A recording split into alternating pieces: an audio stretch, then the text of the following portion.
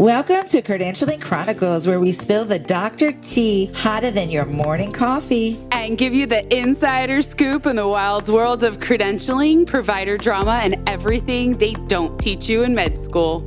I'm Shannen, and she's Nyleen, two credentialing pros with front row seats to all the chaos. From fraud scandals to burnout breakdowns and why your favorite surgeon might actually be banned from 5 hospitals.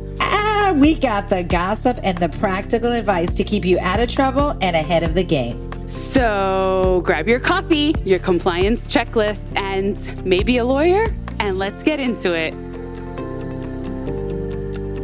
Welcome back. I'm Shannen. Today, if you're an MSP, grab your favorite tea, throw on that bougie facial mask, close the computer tabs, and let's just have a real conversation. Because this episode, it's for the ones who verify every license, answer every audit email, get called last minute to clean up a provider file from maybe 2019, yet still show up, suit up, and keep the system running. We're talking about the role of medical staff professionals, past, present, and future, the gatekeepers, the policy whisperers, the spreadsheet warriors. So whether you've been doing this for 20 years or 20 minutes, you're going to feel seen today. What do you think, Nyleen? Oh my God, this is so amazing. You know, we've been talking about MSPs since the beginning, and I think this is a great opportunity to get to our patients and our doctors, and let's highlight more of MSPs. So we're not sugarcoating anything. We're going to pull back the curtain on what it really actually means to be an MSP, because we're more than just gatekeepers. You know, we're compliance anchors. We're operational strategists. And really the first line of defense in protecting our patients and our organization. So if no one's told you lately, you matter. This field is changing, and MSPs, our medical staff professionals, aren't just surviving it. Okay. We are leading it. Yes, we are. Yes, we are. Everyone loves to throw around the word gatekeeper, when it comes to MSPs. That's the number one word you hear. But let's talk about it. I mean, do you even know where the term came from, Nyleen? Well, apparently it started back when credentialing wasn't digital and really wasn't respected. Most medical staff offices were just tucked away, and not only physically, but professionally. MSPs were tasked with protecting the gate between providers and privileges. We were the ones, so we were the ones that said, hold up, the license is expired, or this malpractice history needs review. So while others were rushing to get doctors on the floor, we were saying, no, wait until they're safe to practice, until they've, checked all the boxes. And that's how we became known as quote unquote gatekeepers, because we literally held the line between risk and readiness. Oh, I like the way you said that. Risk and readiness. Okay, Nyleen. Okay. Well, let's be real. It's always meant as a compliment, right? That whenever you hear it, people do say it, that MSPs are the gatekeepers. I mean, you hear that all the time, right? And, sometimes it comes with an eye roll, because you're just what is, a gatekeeper doesn't sound like Superwoman. I think Superwoman should be, right? The more. Oh, I like that. Interchangeable. Well, and Supermen, we got some men. Yeah. Yes, sorry. I'm sorry. I have 6 daughters. I don't ever think about the men, but you are right, Nyleen.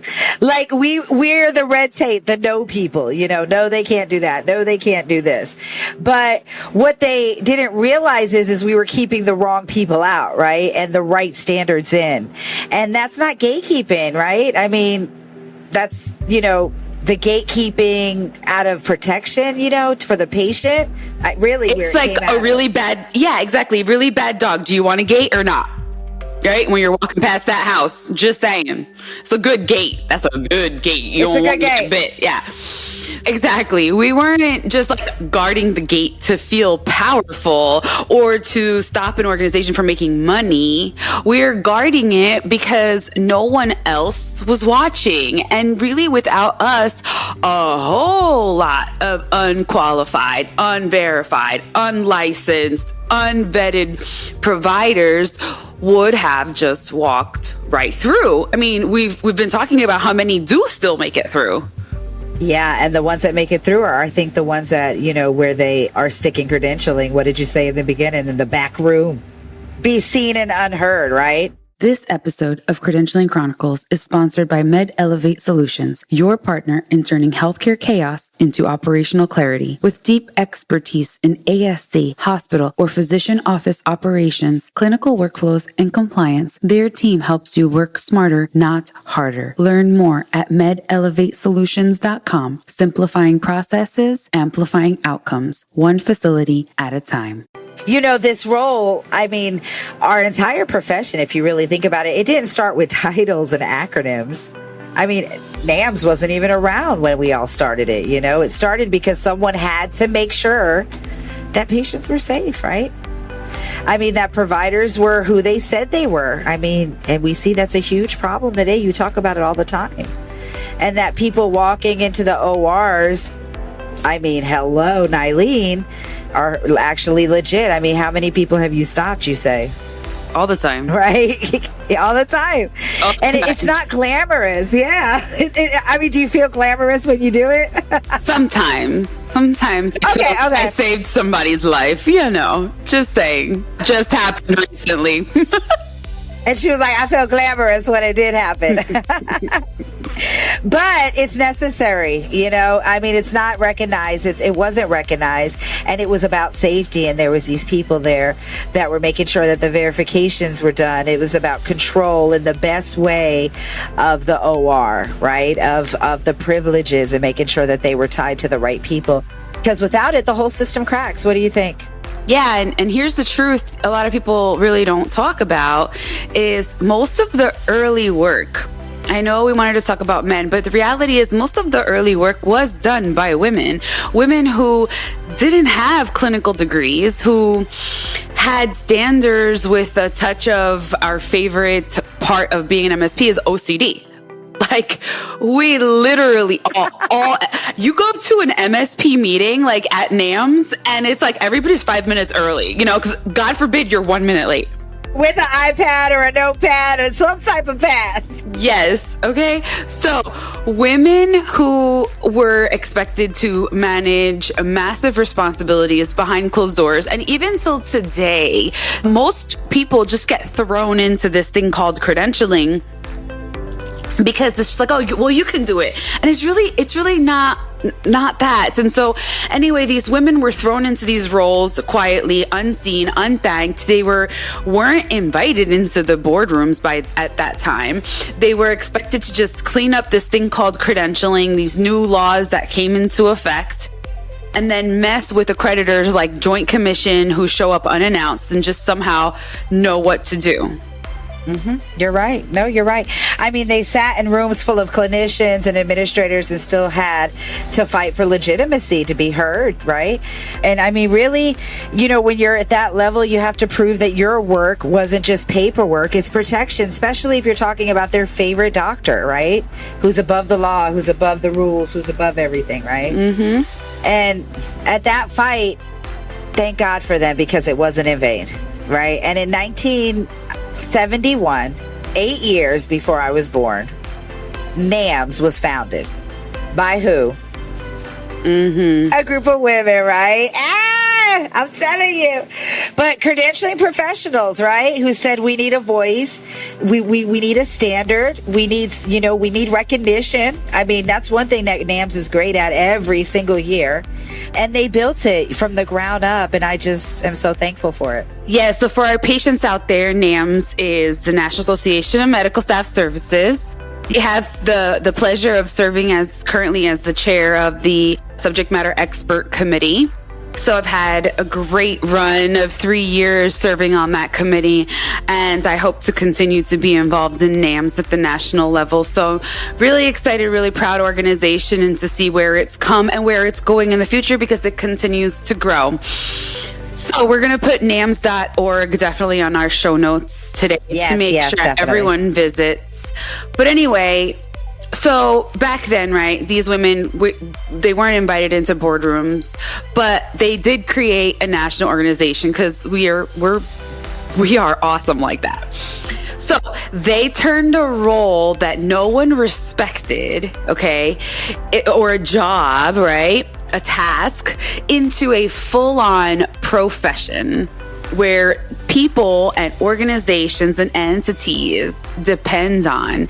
Every credentialing specialist today really stands on the shoulders of those women who refuse to stay invisible. Yes, Nyleen, I love the way you say that, because really, that's what it's all about. No one, just being, women. I mean, really, to be honest, women like Nyleen Flores, my co-host, who has 99 certifications. Oh, you're so extra. 50 of 2, which come from NAMS, okay, the hardest test in the industry. I mean, you're really, truly listening to the best people here that know about the profession of medical staff, I mean, it's what we do every day.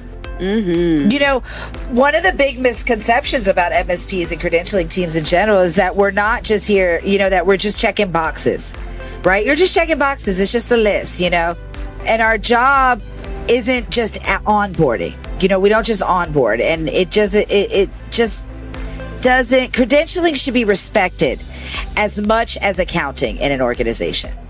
Because really, the accounting, they have their own department, they have their own potlucks. Now, I'm not saying credentialing people don't have potlucks, okay? But I'm saying they need their own department, they need their own space, they need their own respect, because it is very truly the heart of compliance and of the provider management side. Right. Yeah. Like we're not just some, form pushers or, walk around with a clipboard and a fax machine, living in a dark office behind the HR hallway, which we somehow get confused with all the time. Well, that's where they want credentialing people, but in fact, credentialing is protected under peer review laws. Credentialing activities, especially privileging decisions and peer review processes, are legally protected from discovery and litigation in most states. And so that brings us to 1986. In 1986, the Healthcare Quality Improvement Act, or HCQA like we like to use, with federal legislation to grant immunity to peer review bodies, so like credentialing communities, when evaluating practitioners in good faith. So then that gave a safe space so that doctors can say, hey, room for improvement, right? So that it's not an HR person telling a doctor, hey, you didn't do something right. It's a peer to peer. And they wanted to protect that so that it led to safe patient outcomes. And then this encourages hospitals and medical staff to self-regulate without the fear of lawsuits that like one doctor's turning against another one or is like picking on another one. And then it applies, to when a provider's privileges are denied, restricted, or are terminated, because then there's a due process that's followed. And that is delineated in their bylaws, the medical staff bylaws of every organization. And then also that's where we saw the birth of the NPDB that we always talk about, the National Practitioner Data Bank, and it requires the reporting aspect into this data bank. So credentialing and peer review is really conducted by an official body with structured policies, and medical staff professionals are basically ensuring that this process is happening, because doctors got a doctor, they got to go do what they got to do. And they need us to help them kind of stay in line and help each other out. Yeah, I mean, basically, and the truth is this role sits at the intersection, really, of clinical compliance and a little business, right? A lot of business. Mm-hmm. Yeah, a lot of business, okay. And we're touching every single one of those spaces every single day. And I guess the decisions we make don't just affect a provider's start date. That's the least that it does affect. They affect everything from patient safety to billing timelines and then legal liability. So it's really, a broad spectrum, right? Oof, yes. And most people don't realize that.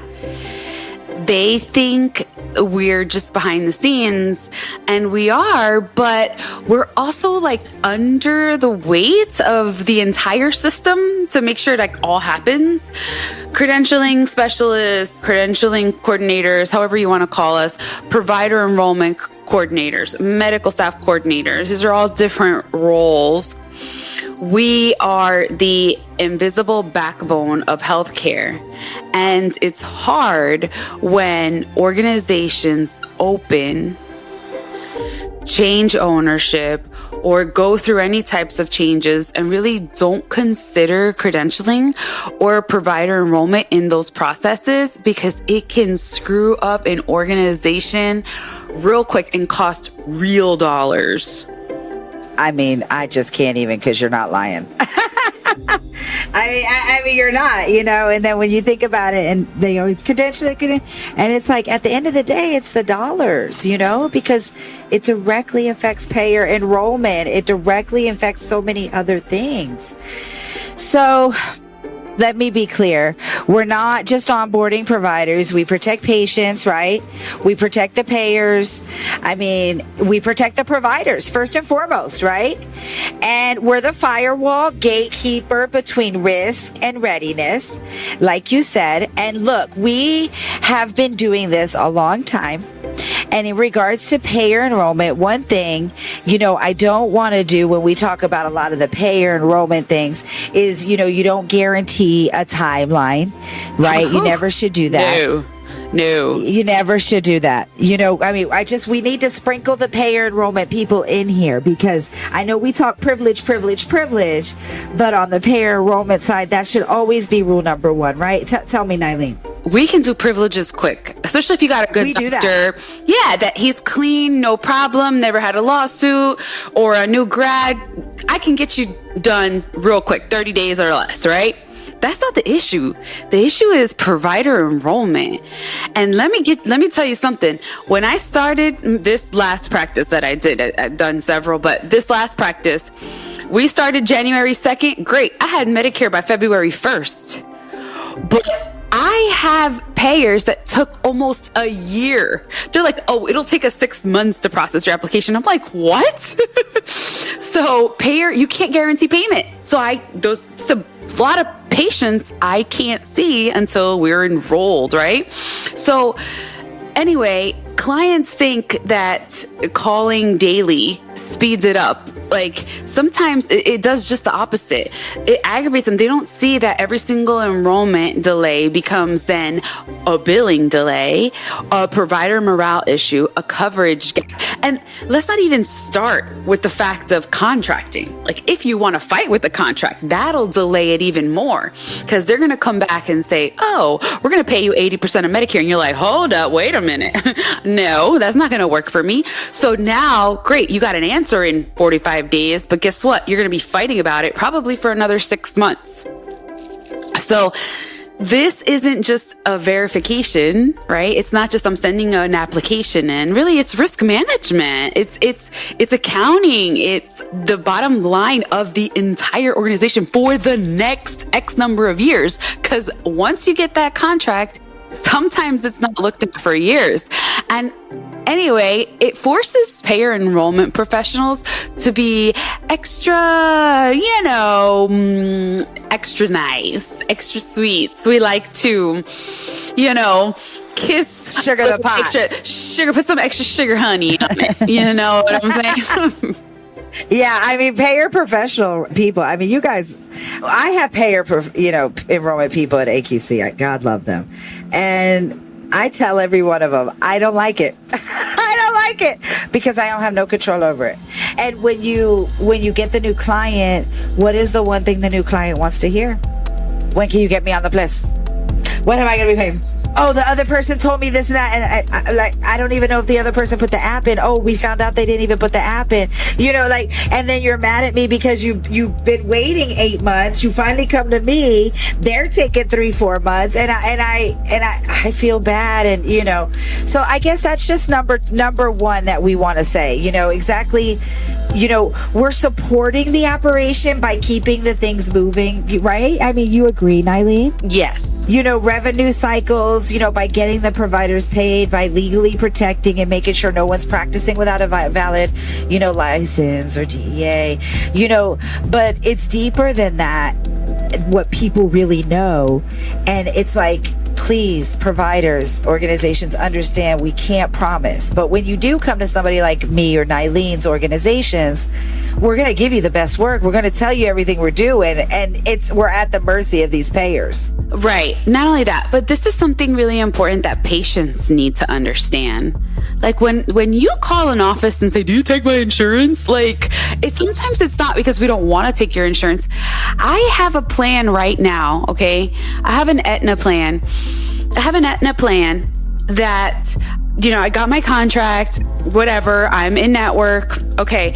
So we see a patient has an Aetna plan and her claim's denied. And I was like, I don't understand. I'm like, every other Aetna is fine.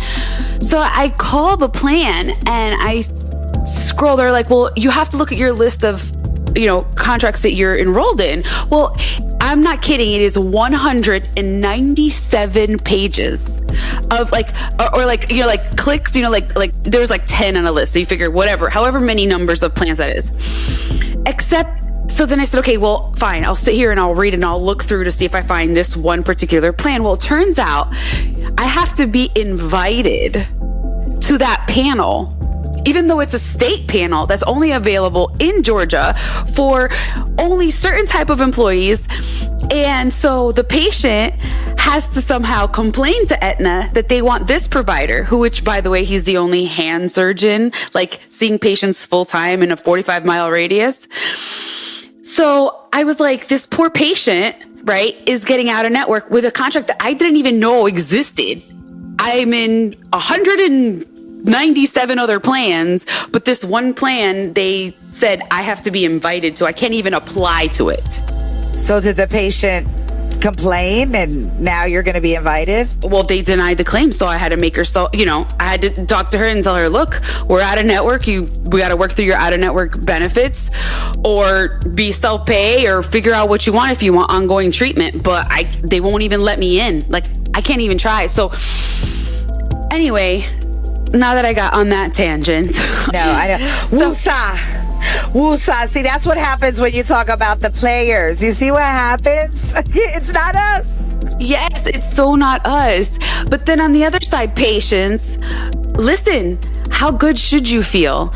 That was the payer enrollment. But how good do you feel that there are people back there, someone like me, someone like Shannen, who are making sure that only cleared, qualified, and properly credentialed people are treating you at your facilities, at your hospitals.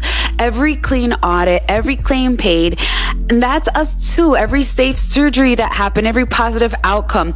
We want to believe that, but the hardcore truth is that, private provider practices are sometimes not required to complete a file or verify their providers are accredited, but we have hospitals and facilities that do this full time. So not everybody has an MSP as their administrator.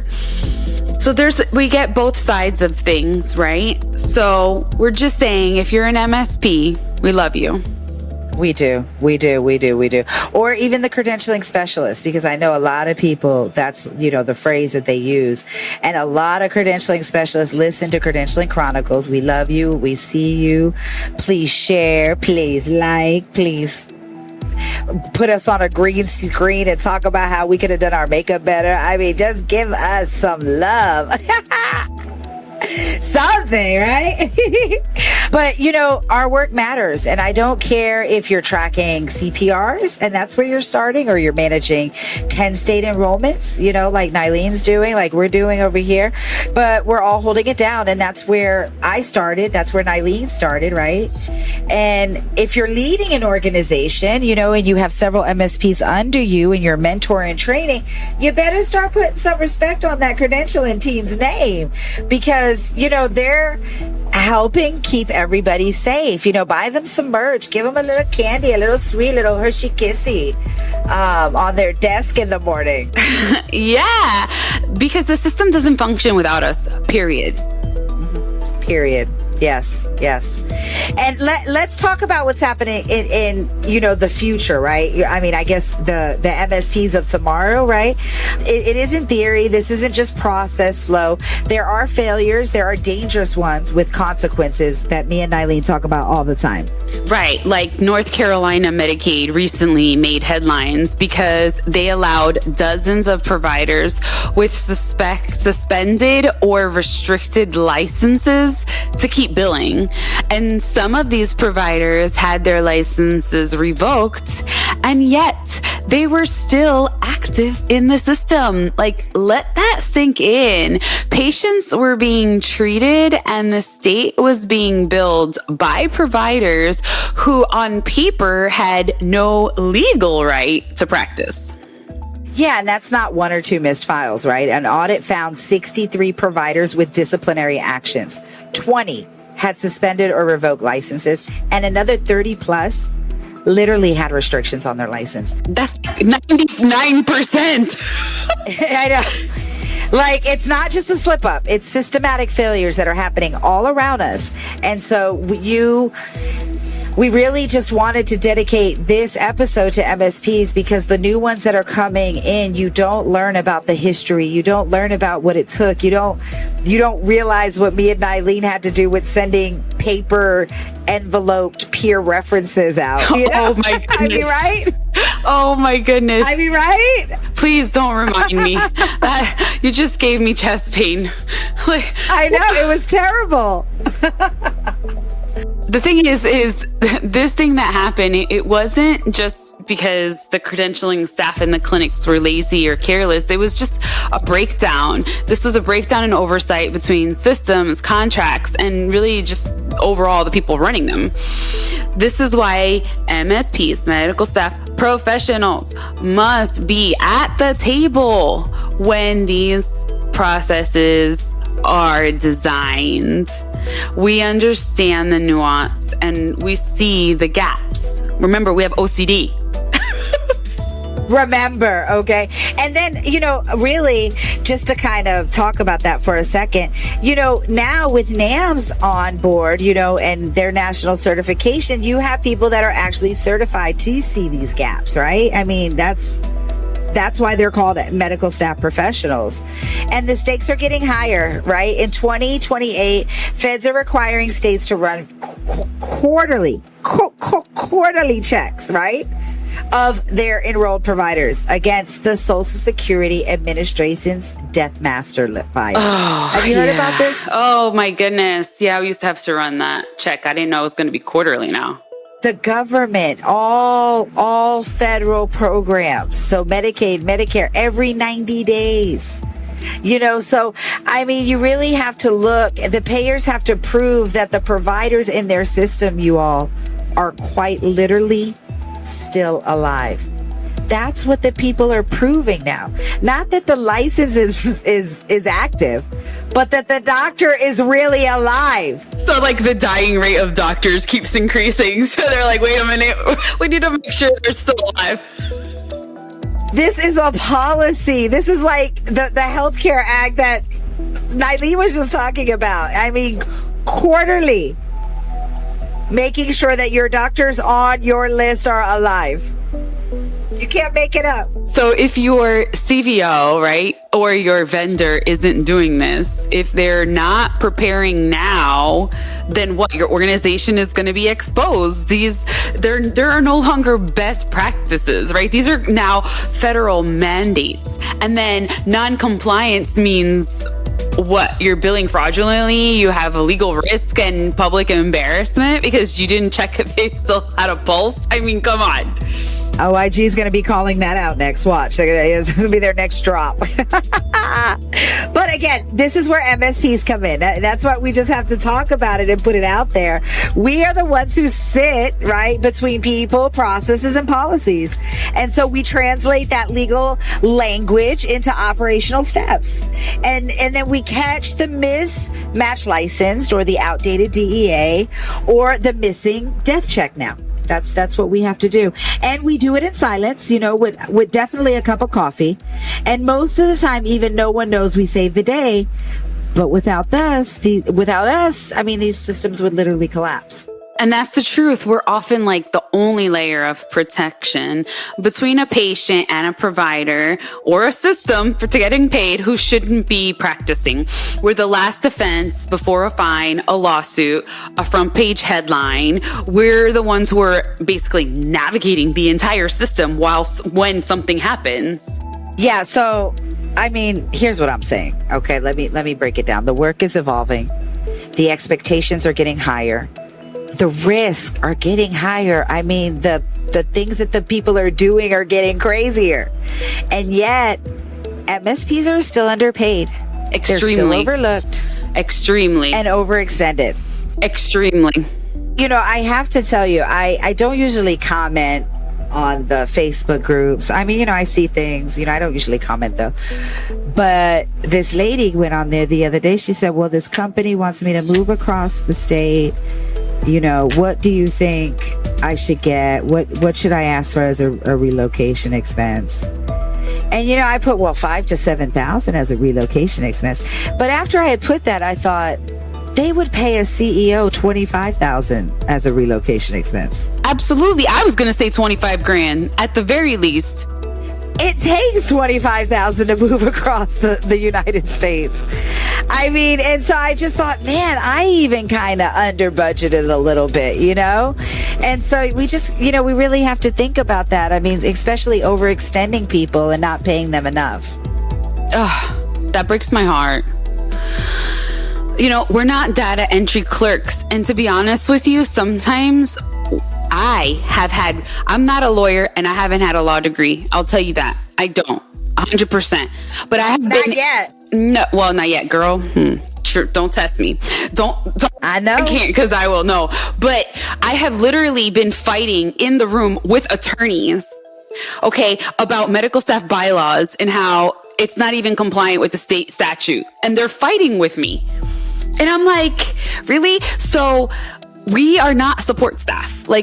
We are the compliance professionals. We have to memorize these laws and know the standards and figure out where in the bylaws. Those bylaws are 60 pages. The only person in your organization or the only people in the organization that knows what every single page of those 60 pages is the MSPs working in your credentialing department.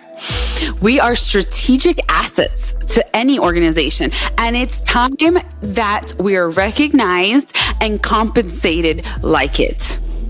I agree with you. Without us, you don't have a compliant provider network, right? Without us, you don't have timely billing. You don't have safe care. It's time for leadership, in all the hospitals and the facilities, to stop asking us to do more with less and start investing in the people holding their wrists together. And, you have companies that, want to outsource everything to international companies when it comes to MSP functions.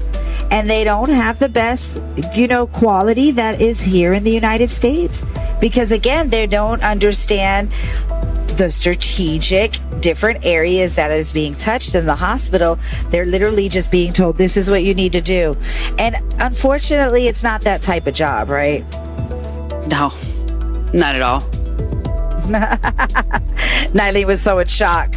I can't. I get so angry at this because I'm at fault too. Going from the front desk and then going to the medical staff office, I had a revolution at my hospital happen. There was 1,400 providers. Okay, 1,400 files that you have to do. Figure 60 to 70 on average a month. Okay, I had my entire team quit for different reasons. One left to change her job. One had problems with her kids. Okay, fine. We had a C-suite changeover. They mysteriously get rid without cause anyway, but we won't go into that, of my director. They come to me and offered me $2. And I was by myself in a medical staff office with 1,400 providers and every single medical staff meeting. And they're coming back to me for $2. And that's how I quit. What did you say? I quit. You quit. Okay, good. I said, how insulting is that? Yeah. It's a lot. But that's what they were looking at. You're just support staff. You're just supporting, right? And now you're running the whole department, but you're just a support staff, right? I mean, one more thing I'd like to say before we close, and I have to say this because it's happening everywhere. Don't get tricked by these huge software companies trying to process the entire world of credentialing. Credentialing is not a one-size-fits-all checkbox system. And I know that people like to consider it that, but it's just not. Yes, and for my surgery centers out there, credentialing is not a software. It's not a software. It's not I have a program and that does the credentialing for me. No. Okay. These platforms, they promise automation and scale, but they're not understanding workflow. It's, your state laws, your human element that this work requires. If we give them all the power, they'll take it, they'll take the credit, and they'll say, oh, but they're not going to give it back. No, they're not. And once they get their hands on it, you don't need a corporate empire to credential your providers. I will say that. We used to do it on an Excel spreadsheet with one person with 1,400 providers, just like Nyleen told you. And you need a partner. You need someone who listens, a team who knows your standards, knows your bylaws, like she said, knows your credentialing manual, a process that works for your organization, not the other way around. Right. So take your power back, find a company or build a team that helps you do credentialing your way, that honors your internal culture, protects your compliance, and doesn't treat providers like just another number in a queue. Yes, it's very important because the providers don't like it when they can't reach people. The providers don't like it when it's just these automated emails. People want a human touch. Even in their credentialing. I mean, we're open 24 hours at AQC. And I tell you, the providers that call at 11, 12 o'clock at night, why you're up? Why you're happy? And then they get their app done and they submit everything. And it's this great process. And then they rave to the CEO, man, that company is really rocking. And so it's just the human touch that, the work is about people, it's about precision, and it's about protection. So let's not lose that in the race to automate everything, AI everything, please. Right. Not to say we're not going to leverage technology. Of course, we're going to leverage technology. But like you said, it does need the human touch. So one of the hardest truths in the field is you will repeat yourself, right? A lot. To providers, to administrators, to payers, sometimes even to your leadership, to your doctors, to everybody. I really need your new DEA on file. How many times? It's easy to let that wear you down, to get sharp, to get short, to start, explaining, complaining. But I'm telling you, just stay kind anyway. Kindness isn't weakness. It's endurance. It's what separates a burned out process from a sustainable one. Keep it human. Yeah, and when you feel yourself getting jaded, and you will, don't just push through. Reach out, find mentors, find your people, grow within the profession, learn something else, learn from them, and let them remind you, why you started. Look for something else, Something that you love. I mean, Nyleen loves to collect certificates, certifications. She's about to get the payer enrollment one now, okay? So I'm signed up, baby. Oh, yeah. I'm about to give her a 100 party when she gets it, okay? Because it's next level. But anyway, that's what she loves. She is the best test taker. I am not a good test taker. And so, everybody has something different. And, we started Credentialing Chronicles. We love to gossip, talk about what's going on. And so, you just got to find your niche within the industry, right? And if you've been in this work a long time, can you be that mentor? You don't have to give someone a master class. We're not asking that, right? Sometimes it's a voice note, a quick call, a reminder that they're not crazy for caring this much about whether a provider's hurt or not. I mean, a patient's hurt or not. Yeah, this field is way too demanding for ego. One of the things that I absolutely hate is hoarding of knowledge. I hate hoarding knowledge. I'm all about sharing.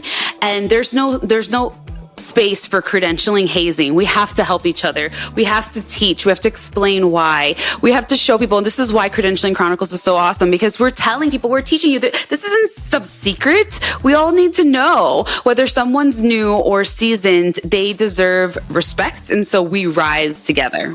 And that's what made us this great profession that we love so much. It's been so great to Nyleen and I. This isn't just about doing tasks. It's about leaving an impact, right? That's what NAMS did. That's what those group of women before NAMS did, is they took something that, again, people wanted to throw in the back office and say, here, it's needed, do it, and they made it into this wonderful profession that we love. It's not just a job. If you made it this far in this episode, whether you're tired, thriving, new, seasoned, frustrated, or fired up, we see you. We are you. And the field needs every single one of us. So don't feel, like it's too much. Yeah, we're not just here to maintain systems. We're here to transform them. We protect patients, we protect organizations, and we protect each other. This work matters, and you matter. Okay, I went from a front desk receptionist to a CEO. We are capable of anything. I'm not more special than anybody else. Exactly. Same. If you're an MSP, keep asking questions, right? Keep showing up. I mean, that's what MSPs, even seasons one, we're always learning and asking. Keep pouring into our profession. That's what we need. If you're a leader, recognize the brilliance of sitting in your credentialing office. Invest in them. Listen to them and promote them and love them and love on them. Yes. And if you're feeling isolated, don't stay there. Find a community, find your community. There's so much. Yeah. Yes. Be a mentor, be a mentee if you need help. Ask for one. We are stronger when we move together. Yeah, let's stop letting software vendors, outdated policies, or under-informed leadership define the future of credentialing. Please, please, please, please. We define it. We created it. We did it with integrity, with experience, and with a voice that refuses to stay in the background. And if this episode gave you something, encouragement, fire, validation, share it, drop it in your team chat, send it to your director, post it on LinkedIn in your story and be like, yes, I am an MSP. That's what we need to say. We need to say hashtag I am an MSP. Yes. That's our hashtag. That's our hashtag for this. Yes. If they listen to this whole episode and they put hashtag I am an MSP on their post on LinkedIn, we should send them It's the true ones. That's the true ones. Yes. And I'm going to send you a gift myself if you do Yes, that. we got you. We got you. And if you want to keep, having these conversations, keep telling the truth out loud and keep elevating our community, you got to show us support. You got to share. You got to you got to, follow. That's how we grow. And that's how we keep going. And that's how we get out there and spread this word, really, to be honest with you, and tell people about what it is that we do. Yes, so you are not alone. You're essential. And we're going to see you next time on Credentialing Chronicles. Whoo, that was a lot of tea. Who knew doctors had more drama than reality TV? And if you think that was wild, just wait till next week. We've got more stories, more scandals, and more credentialing chaos coming your way. Hit that follow button and don't forget, just because they have an MD doesn't mean they have a clean record. See you next time on Credentialing Chronicles. Stay credentialed, not canceled.